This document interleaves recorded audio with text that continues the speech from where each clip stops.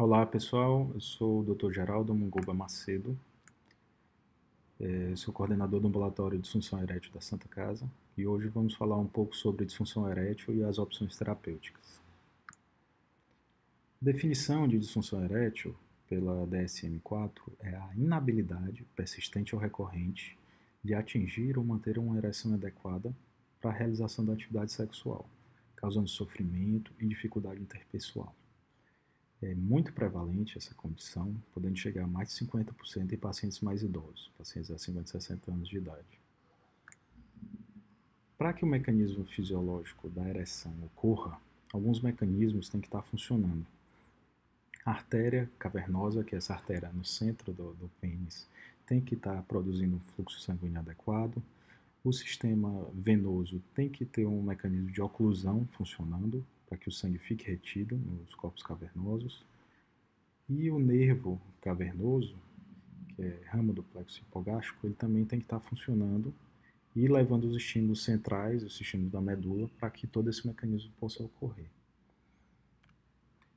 Para avaliar o paciente com disfunção erétil, é interessante diferenciar entre a disfunção erétil psicogênica e a disfunção erétil orgânica.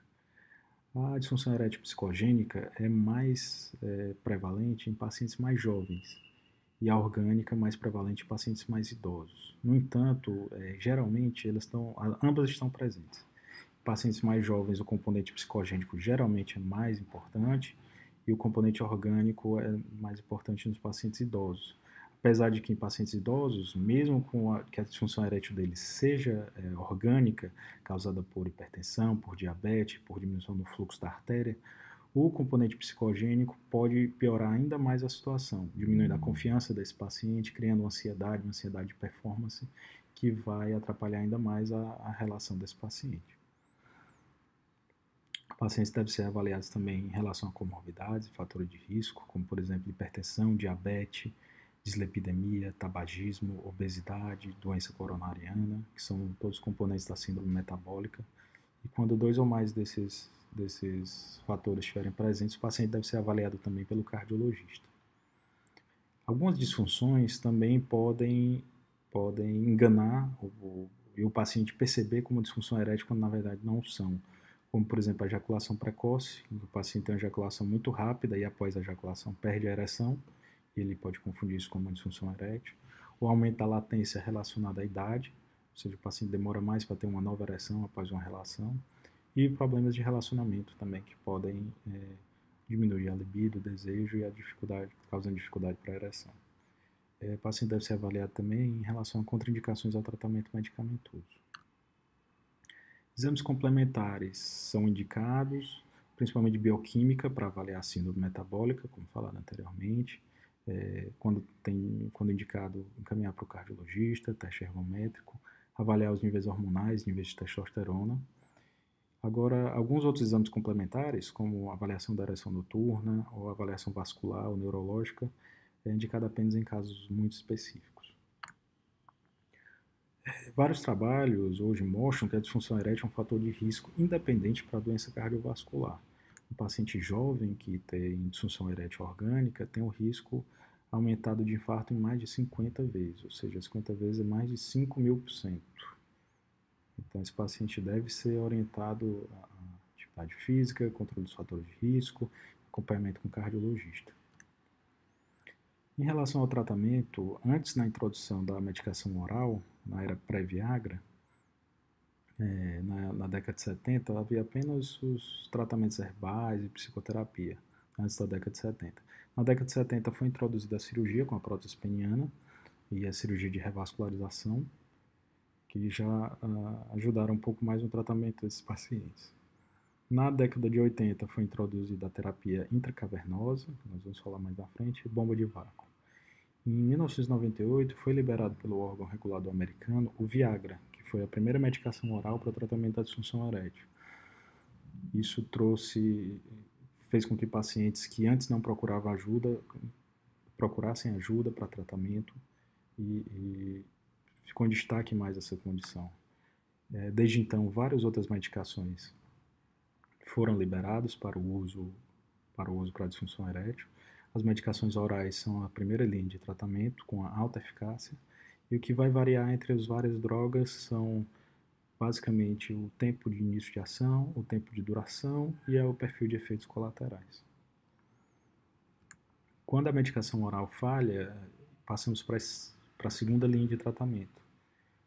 A medicação intrauretral, em que se injeta uma substância dentro da uretra do paciente com um aplicador, e principalmente a prostaglandina, prostaglandina, que vai causar vasodilatação, é indicada em pacientes com contraindicação ou que não querem a medicação oral. A primeira dose pode dar um pouco de hipotensão, então tem que ser supervisionada.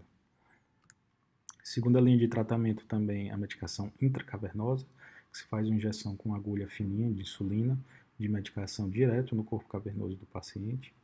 A principal droga é o alprostadil, que é uma prostaglandina, vai causar vasodilatação e a ereção. Ou pode se combinar com outras drogas, 2 drogas, 3 drogas, bimix, trimix, que o alprostadil pode ser associado com a papaverina, com a fentolamina, ou mesmo com a atropina, para otimizar o seu efeito. O principal risco dessa medicação é o risco de priapismo, que é uma ereção muito prolongada e dolorosa, e que, se não for tratada, por mais uma ereção dessa de mais de 5, 6 horas, se não tratada, pode causar dano permanente para o paciente, dificuldade de ereção no futuro. Então, essa medicação tem que ser usada apenas com orientação de um urologista. Segunda linha de tratamento também estão as bombas de vácuo, em que a ereção é induzida por a pressão externa diminuída, fazendo com que o pênis se encha de sangue, e pode ser utilizada com um anel constrictor. Então, depois dessa ereção, um anel segura o sangue no pênis para que o paciente possa ter a relação. É pouco utilizada no Brasil. Outras modalidades, a testosterona, é indicada apenas para paciente que tem os níveis de testosterona diminuídos. Medicações e terapias herbais como trazodone, ioibina e outras terapias herbais não são recomendadas pelos consensos. Terceira linha de tratamento é o tratamento cirúrgico com implante de prótese peniana.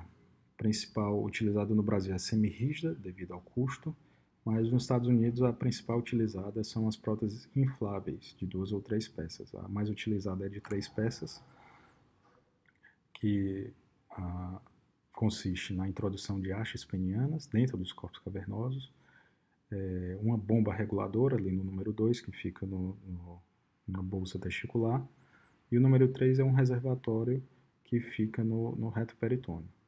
Então, o mecanismo de funcionamento é quando o paciente aciona a bomba no 2, a solução salina vai sair do reservatório número 3 para as hastes penianas número 1, induzindo a ereção. Quando o paciente não quer mais ter ereção, ele aperta um botão na bomba reguladora e essas hastes eles secam e o soro volta para o reservatório número 3. É um mecanismo de flacidez similar ao fisiológico.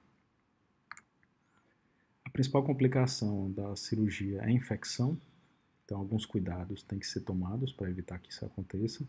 Lavar a ferida operatória várias vezes durante o procedimento com a solução de antibiótico. A prótese só deve ser aberta no momento do implante, manuseada apenas pelo cirurgião com uma luva nova, uma luva trocada. E esse aqui é o resultado final da ereção induzida pela prótese peniana inflável. Esse aqui é a prótese semirrígida, também demonstrando o resultado imediato, cirúrgico, pós-cirúrgico imediato. E a ereção da prótese semirrígida ele fica mantida o tempo todo.